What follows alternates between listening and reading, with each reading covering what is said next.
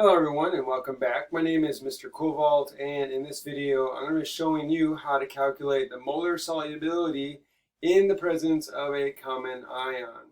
In this situation, you just don't have the salt being dissolved in pure water. You have it being dissolved in a solution that already has one of the ions in it.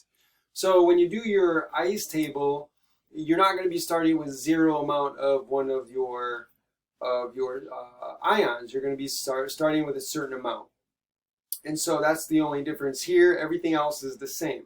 So the first thing you want to do is write your dissolution equation. So you have calcium fluoride solid dissolving into calcium 2 plus aqueous plus 2 fluoride ions, F minus aqueous, and then you're going to do your ice table. So in this case, again, we're going to ignore the solid and we're just looking at what's happening in here. So for the initial conditions, you're starting with 0 calcium because none of this has dissolved yet. However, you are starting with a certain amount of NaF. So the common ion is fluorine. So you got to put in the concentration of fluorine. So there's going to be 0.100 to begin with. So then the change, this is going to dissolve. So you want to find out how much is going to dissolve. So there's going to be a certain amount left here. This is a 1 to 1 to 2 ratio. So whatever you lose here in terms of S, you're going to gain here in terms of S, and you're going to gain here in terms of 2S. And so for the equilibrium, again, we're going to ignore this for the equilibrium because it's a solid. Solids don't end up in the equilibrium expression for KSP. Or any equilibrium expression. So then this is going to be a plus S here, and this is going to be a plus, this is going to be 0.100 plus 2S. And so now you have your equilibrium expressions. You're going to plug this into your KSP expression. So, we have KSP is equal to the concentrations of these two things. So it's going to be Ca2 plus times the concentration of F minus squared because of the 2 coefficient. And so now we're going to plug in the KSP. We want to know what the KSP for our salt is. So the KSP for calcium fluoride is going to be, let's see here, 1.46 times 10 to the negative 10. So 1.46 times 10 to the negative 10 is equal to, and then we plug in our equilibrium expression. So this is going to be S times this is 0.100 plus 2S.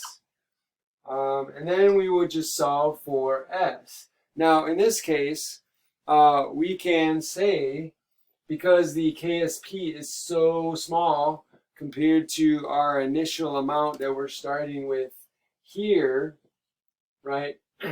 So we can say that S is going to be too small. So we can make that S is too small approximation. So we can get rid of this. And then we just solve for S.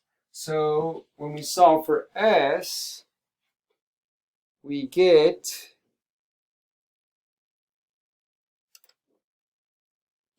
1.46 times 10 to the negative 8. So we're going to get S is equal to 1.46 times 10 to the negative 8. So that is the molar solubility. or this salt. And that's how you calculate the molar solubility for a substance when you have a common ion in the solution. All right, let's do calcium fluoride. So we'll do calcium fluoride again, but this time we're going to do it with the calcium ion. So now the common ion is the calcium ion. Everything else is the same. So what we're going to do is we're going to use the same equation. So our ice chart here. So we begin again here. We're beginning again with a certain amount of calcium ion to begin with. So this time we're starting with this amount here. So our starting amount in the beginning is 0.250 for calcium, and this time we're starting with 0 for the fluoride ion. Then our change, again, the change is going to be plus S and then plus 2S. And then our equilibrium expressions is going to be 0.250 plus S. And then we have plus 2S over here. And now we have the equilibrium expressions in terms of molar solubility. Now we can set that equal to your KSP. So here we have the KSP for this is equal to, again, same equation here. KSP is equal to calcium 2 plus multiplied by fluoride concentration squared. Now we can plug in what we know. So KSP is 1.46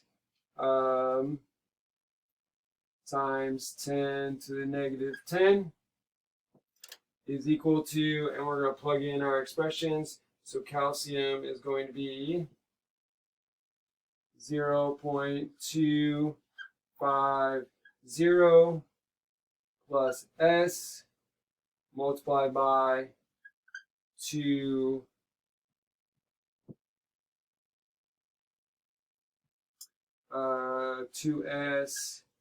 squared. And now we could do the S is too small again. So here S is too small, so we're going to eliminate that. And so then this becomes 1.46 times 10 to the negative 10 is equal to, it's going to be equal to 0.250 times, this is squared, so it's going to be 4S squared. And then when you solve for S is equal to, and this time is going to be 1.2 times 10 to the negative 5. So 1.2 times 10 to the negative 5 molar. Let me double check that again. 1.2 times 10 to the negative 5. Good. Okay, so then this is the molar solubility of calcium fluoride under these conditions with a common ion. If it's in a solution with the common ion 0.250. Now, one thing I forgot to mention here, this should be squared here.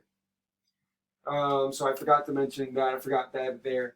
But then this becomes just this squared. I calculated this correctly, but I forgot to write that in there. So in case anyone's wondering or caught that mistake, I caught it myself. So make sure you don't forget that that's squared there. This is the right answer though. So 1.46 times 10 to the negative 8. Okay, so that's how you find the molar solubility for an ionic compound when it is dissolving not in pure water, but in a solution that has a common ion in it.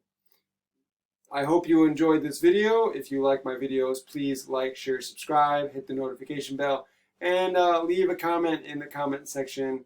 And thanks for joining me. I'll see you next time.